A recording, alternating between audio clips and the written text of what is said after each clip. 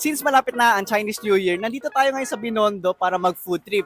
So habang naglalakad ako at naghahanap ng kakainan, nakita ko tong Hello HMT, which offers Taiwanese foods and drinks. Tara, let's go! Alam nyo, yung interior pa lang and kulay nila very eye-catching agad. Talagang mapapansin nyo agad sila dun sa corner. And aside from milk teas, gumagawa na sila ng isang kakaibang mga cakes dito na itsura pa lang talagang napakasarap. Very Taiwanese talaga yung kanilang interior.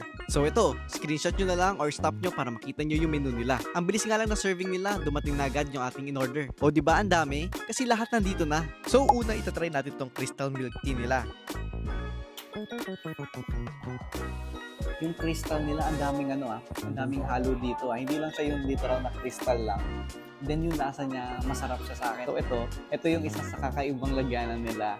And ito yung gusto kong i-try rin. Ito yung kanilang milk tea halo-halo.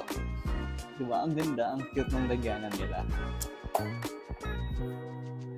Dikita nyo, ang dami niyang sago. Cute.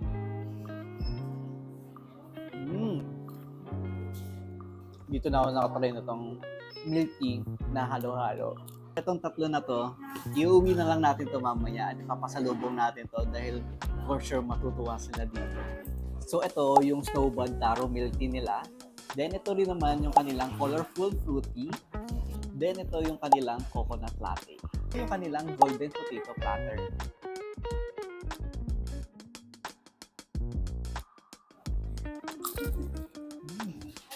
Crispy.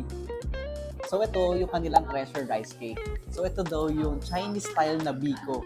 Aside from that, we have their chicken poppers, the caramel pudding cup, and their mochi. Kaya naman lahat ng hinahanap ko for food trip, nandito na yan sa Hello HMT. Kaya kung kayo ay nasa Binondo, tara na at dumirekta na kayo dito.